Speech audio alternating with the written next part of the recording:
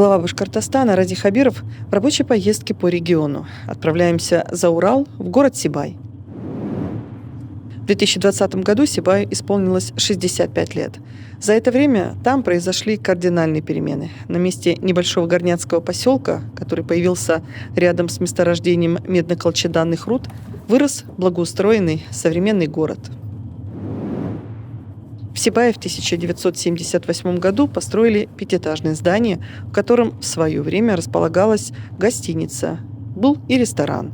Позже общежитие зауральского филиала Башкирского государственного аграрного университета.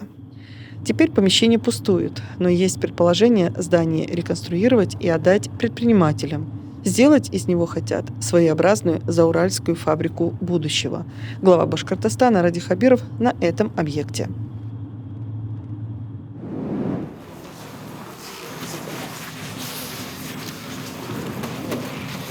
В рамках него можем внести изменения, которые не повлияют на стоимость. Потому что здание же, оно старый вариант, коридор, и вот пошли пролеты. То есть капитальных стен нет. Капитальные только крайние и центральные. Поэтому сейчас, если зайдете, я покажу просто. Ну, вот так она визуально выглядит. Вот так. Полностью проект есть, финансирование, все. А сколько смен? На него смена получилась 78 миллионов.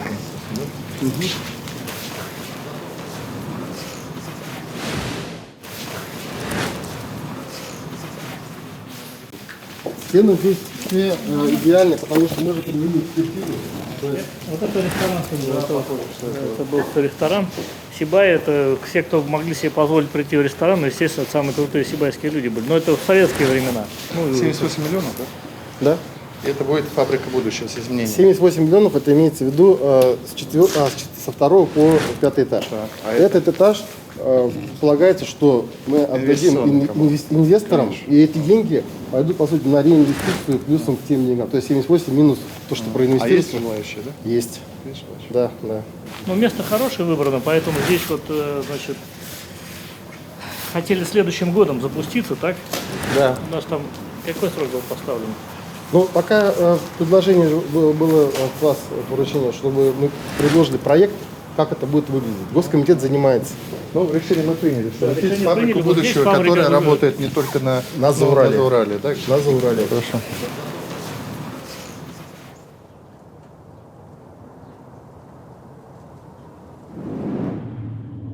Следующий объект рабочей поездки главы Башкортостана Ради Хабирова по Сибаю – дворы нескольких домов по улице Чайковского.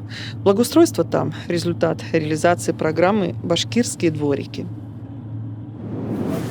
А что здесь свет-то днем горит? А где-то, значит, делают это, подсветку, проверяют лампочки, прочее. Вот оттуда мы начали, там вот маленький вот это один дом. посмотрим. Да, и вот уже перешли, вот эта большая территория дворовая. А что здесь? А вот это заасфальтировали, да? Здесь полностью Все асфальт, разметка. и разметка, да. И с разметкой, полностью монтировка. Управляющая компания бордюры покрасили, чтобы было не тоскливо. Значит, освещение полностью. Обычно же как двор делают, забывают столбы переносить. Все столбы перенесли вот в эти зоны зеленые. А столбы вообще по-другому стояли. Во всех дворах, чтобы навести порядок, сколько нужно? Вот примерно лет. Но у меня где-то порядка 70 дворов. Каждый год? Если средний двор стоит около... Если средний двор стоит порядка 7-8 миллионов, то мне нужно где-то около 10 лет. Много еще, да? Много. А то есть сразу несколько домов вот так охватили, Мы вот получается. комплексный подход. Здесь я хочу показать комплексный подход. Это уже вот двор этого года. У нас есть некоторые проблемы с подрядчиком, но мы их сейчас решаем. Финансирование тоже взяли под свой контроль. А здесь, видимо, будут мафы спортивные, да? Здесь, да, здесь будут мафы спортивные. Их сейчас еще не довезли, они будут 21 числа. Это здесь, наверное, детская площадка должна быть, да? Здесь детские. Вот то, что пришли, такие конструкции, мы их уже монтировали. У нас А покрытие когда будет? В следующем году ставить? Мягкое. покрытие будем ставить тоже в этом году. А как вы будете на это ставить? Ну это, оно собирается как раз. то просто из На этих, да? штырях собирается, Понял, да. понял. То есть вот вы не лепите, да? Нет, мы не лепим, мы его собираем. У нас такая. И вот Ну, я не знаю, вот я по двору иду, симпатичный, спокойный двор. Вот, приятный двор. Вот. Сколько тут домов? Домов 7-8, да, получается, попало. Больше. Тут почти 25 домов. И все с людьми обсуждали, вот как и... Полностью. Да? Вот полностью, как вот им нужно, как они хотели. Мы как раз А это тоже там, тут. и там тоже, да. Это вот это все сделали, Да, да? будем вот как раз потом заходить. Здесь вы должны зайти в подъезд, Алексей Ильич, посмотрите. Вот как раз здесь подъезд ремонтировался. Что-то этот Здесь как раз наши... контейнер площадка некрасиво.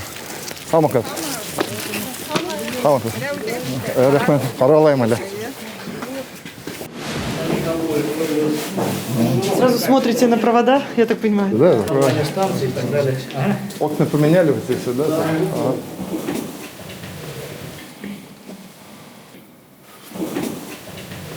Ящики.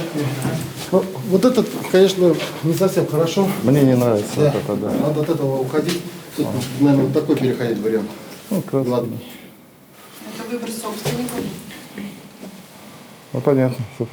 Вот это, похоже, тоже поменяли, да? Это все. Единственное, вот деньги на краску полов не заложены. А, За вот счет так. средств собственников. А вот, кстати, что говорят, вот теплее стало, нет, в подъезде вот после того? Ой, это вообще... Да? Теплопотери, конечно. Кстати, управляющая компания.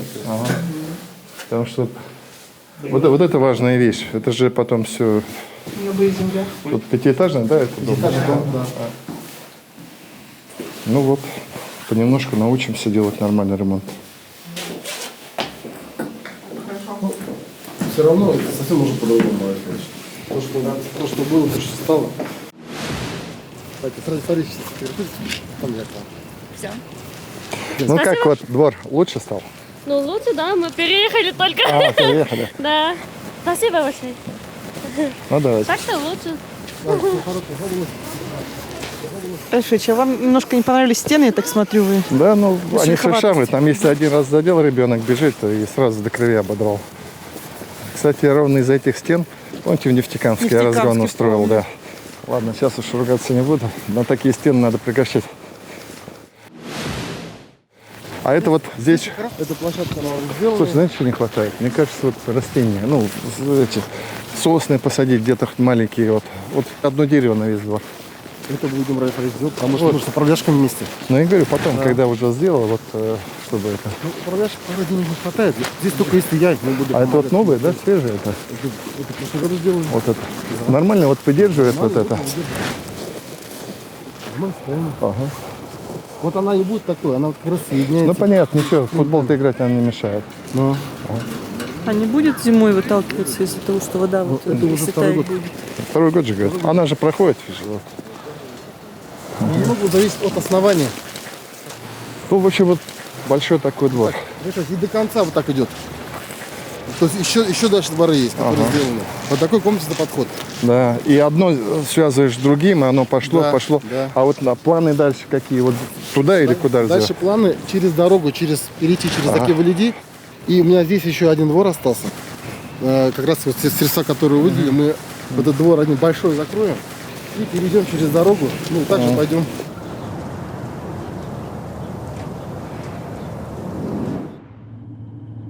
Продолжается рабочая поездка главы Башкортостана Ради Хабирова по Сибаю. Мы отправляемся в центральную городскую больницу. Там отремонтировали помещение для установки тяжелого медицинского оборудования. С этим были проблемы.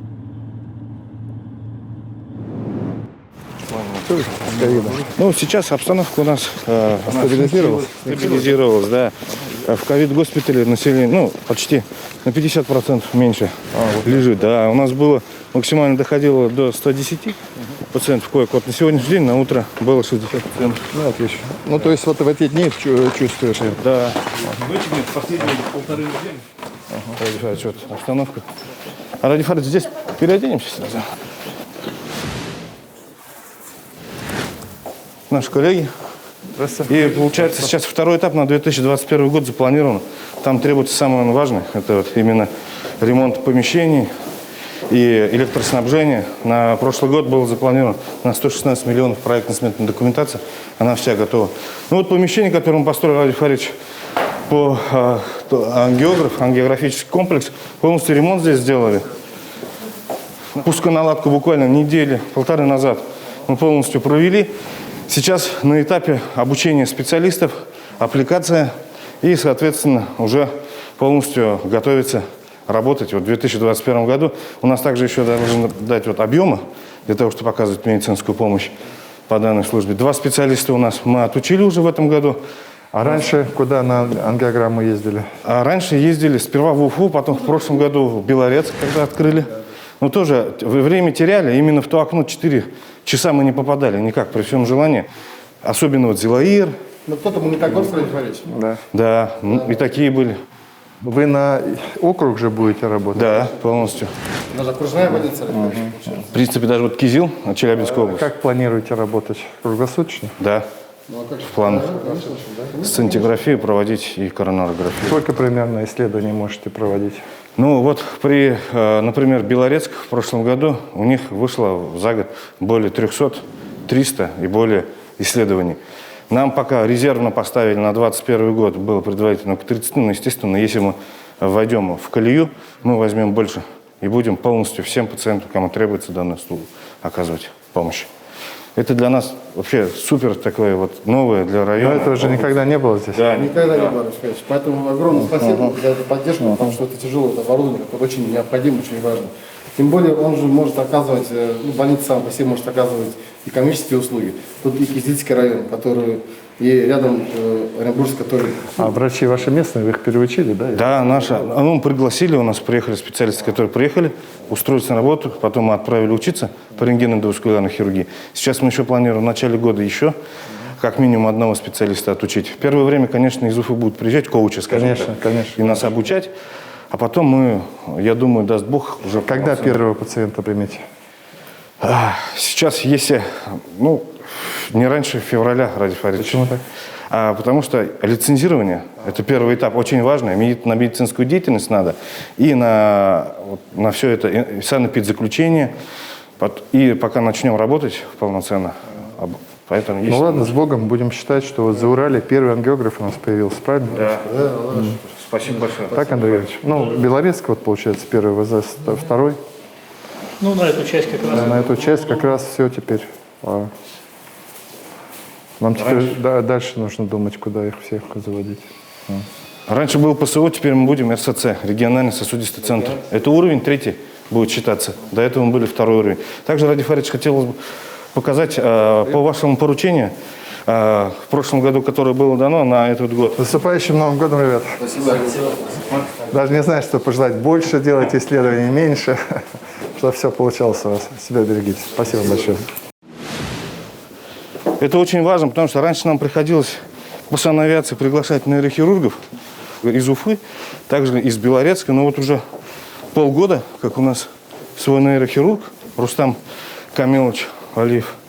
И он проводит у нас все трепанации такие, тяжелые, экстренные операции проводим здесь. Ну, здесь у нас травматологическая операционная.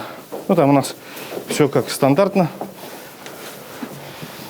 Сейчас в дальнюю операционную пройдем, там вот как раз вот этот факоэмульсификатор новый, на котором у нас проводятся офтальмологические операции на катаракту.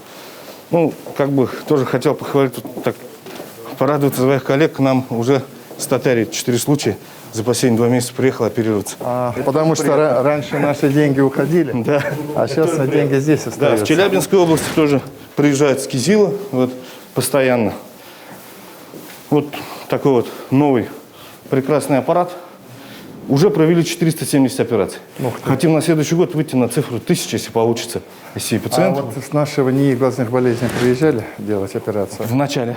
Вначале, ну, то есть пока помогали. Поддерживали. Вот Ильнур Тагирович, наш врач-хирург, офтальмолог, молодой, перспективный, очень хорошо оперирует. Со Стальтамака, да? Да, который приехал к нам с Стальтамака, мы его пригласили. Вот. В день в среднем по 15 операций он сейчас проводит у нас. По 10, по 15 операций по катаракте. Это оборудование, оно вообще как Infinity, говорят ребята. Если сравнивать с машинами, то, что у нас раньше было, Жигуленок, сейчас Infinity. Раньше что было? Раньше, получается, наши люди, кто в Оренбург ездил, так? Да. Кто в Челябинск? Очень много уезжал. Так? Кто в Казань ездил. Да. А сейчас к нам приезжает. Ну, вот так и должно быть. Да. Что-то еще нужно вам, нет? Спасибо большое, Владимир Федорович. Все, вот этого достаточно, да? Но мы периодически все равно будем просить и, значит, молдавский центр, и не глазных, чтобы они приезжали, знаете, ну, чисто вот как мастер-класс какой-то. Все равно они там все-таки профессора есть и достижения науки, чтобы они...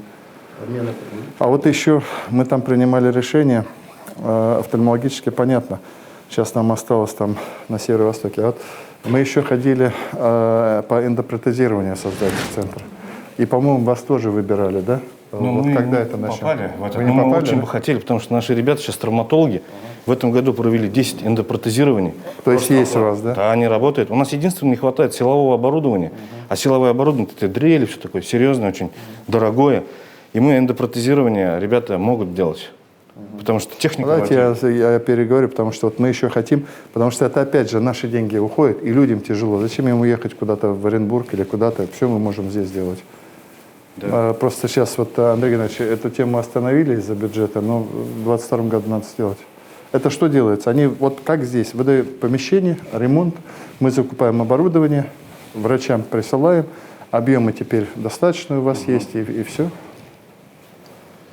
Спасибо большое, Ради Фаридович. Да, отлично. Прям порадовали. Вот просто наши решения, они вот так. Единственное, знаете, чего не хватает?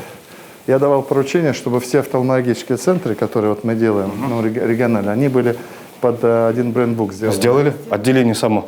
Само Да, отделение. само отделение. Мы можем пройти, показать. Оно как раз под наш этот стиль этот сделанный.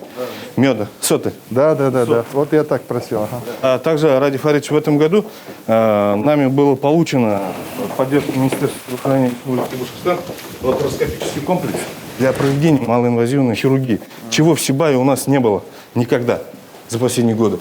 И мы вот буквально месяц назад за 6,5 миллиона получили вот этот аппарат по НСЗ.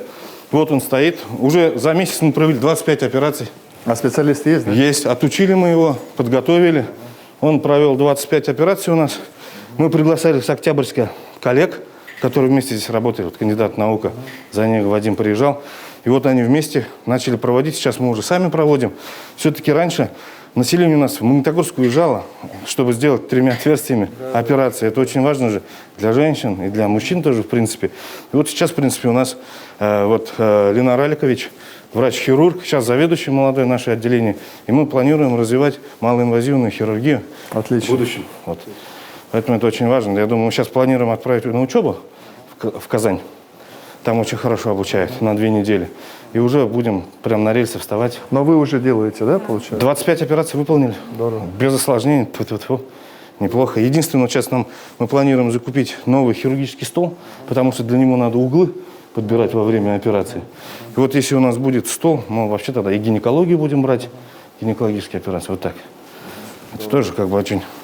Спасибо, поэтому тоже это все-таки... В Казани не оставайтесь, ладно, возвращайтесь. Нет, он родной Зауральский. Можете еще оттуда кого-нибудь. Ну, то, что вот в этом году было, все постарались, Ради Фаридович, освоить, на рельсы поставить и начать работать. Самое главное, что специалисты в данном направлении они есть, работать хотят. А вот по роддому, то есть там проблемы финансирования или как? Да. Сколько? 116, говорите, да? 116 миллионов на Мы 2021 сейчас обсудим. Потому что надо бы добить его, и уже так, и тогда у вас получается вроде как все, да? Вообще будет.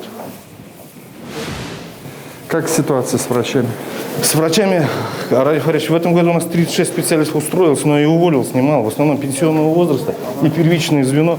Когда вот ковид началось, многие все-таки болели. Проседали, да? Да, проседали, и очень тяжело было, поэтому... А с колледжа брали? С колледжа брали, у нас фельдшеров очень много было, Ради Фаридович. А вот. Ага.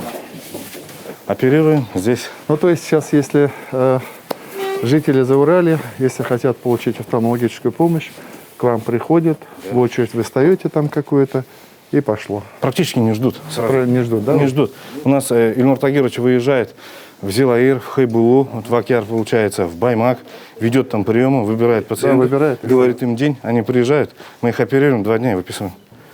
Мы в Ишимбае такое сделали, тоже симпатично. У вас сделали, так что это... Вот, Андрей Геннадьевич, вот эта история, что мы должны все собирать сюда. Представляешь, родное отделение мамы, она дала 40 лет здесь. Да, она вот, да. Поэтому все по-родному.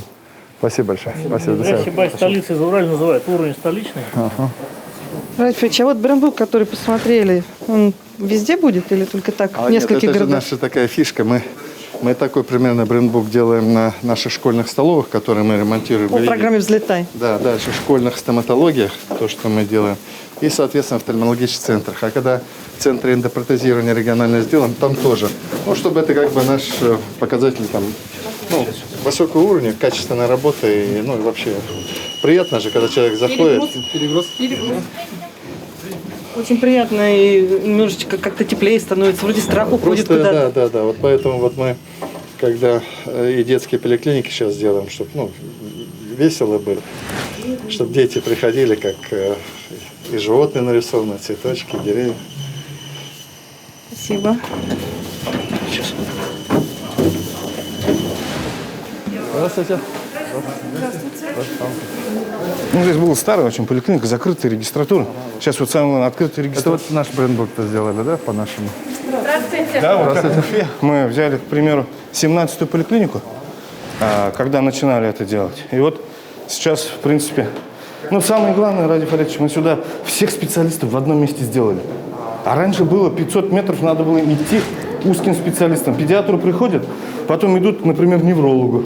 А сейчас все в одном месте. Даже хирургию, травматологию и эндоскопию. И по улице не надо мотаться. Да, не надо ходить. Пришли, ушли. Вот здесь у нас хирургический блок. Мы его специально вот поделили. Сейчас еще осталось маршрутизацию доделать. Тоже денег как бы стоит, поэтому не успели еще до конца. И вот второй этаж. Наш мебель еще тоже, да, вот по частям закупаем. А вот эта маршрутизация? Да, вот на навигацию нам еще требуется около 650 тысяч. Мы сейчас это тоже как бы вот в планах ставим, пока еще денег не было, Ради Фаридович. Поэтому здесь вот у нас чисто узкие специалисты сидят. Да, чисто узкие специалисты. Чтобы ему закончить до конца с мебелью, со всеми вопросами, тут, грубо 3 миллиона, и он здесь все. Лестничные площадки. В принципе, личная площадка тоже можно завершить. Здесь у нас чисто педиатры сидят. Внизу узкие специалисты. Вот здесь тоже надо поправить, да? Здесь чисто педиатр. Вот здесь у нас площадка такая детская, маленькая. Мы организовали, чтобы дети могли приходить. Да. Вот так и должно быть. Чтобы они не боялись, конечно. Потому что так жалко, когда детей сюда ведут. И телевизор здесь мы включаем. Вообще детская поликлиника у нас стала очень красивая, такая приятная, доброжелательная для детей. Раньше вот на втором этаже было так все серо, страшно и ужасно. Ну, завтра Ради Барабаш, скажите, какая раньше была? Ну да. То, что приходилось, вот сейчас у нас ковид-госпиталь, там раньше у нас узкие специалисты детям приходили. Это педиатр, наверное, да? Да. Педиатру. Сейчас лаборатории на первом этаже пришли пациенты, и кабинет неотложной помощи тоже на первом этаже у нас находится. Получается, приходят, назначение получают, сразу там анализы сдают по неотложке. Раньше лаборатория была во взрослой поликлинике для детей. Такой был Конечно, бестолковый во-первых, перегруз. и их нельзя пересекать, они друг другу передают. А сейчас, получается, они вот, у нас 2 лаборатории, забор мочи, бак и процедуры. Ну, вот так вот должны быть детские, да? Вот так. И мы сделали отдельный вход, вот, Ради Фаридович, зеленая сторона, там чисто детки. А вот программу «Умную поликлинику» вводите вы здесь? Или как у вас? А бережливо? Бережливо, да? Потихонечку вводим. Вот первый этап у нас был ремонт, второй уже вот по записи, чтобы все вовремя. Мониторы поставить? А вот же. Да. Это Сберовский монитор, да? Да, вот мы их тоже сейчас вот все устанавливаем, работу как бы потихонечку запускаем. Рафич, с вами 2 года уже мы ездим, и десятки медицинских учреждений посетили. Раньше вы жестко с ними были, в этом году как к ребенку относитесь, который болен, я бы так сказала. Твердо, настойчиво, но немножко нежнее. Ну, где-то, может быть, я излишне горяч, вполне знаю, но время сейчас такое, что мы вообще друг друга должны быть немножко помягче в такое тяжелое время. Вот, поэтому, где надо, конечно, мы там на место всех поставим, но здесь все хорошо же идет, поэтому где Гораздо хорошо. лучше. Да, все. Спасибо.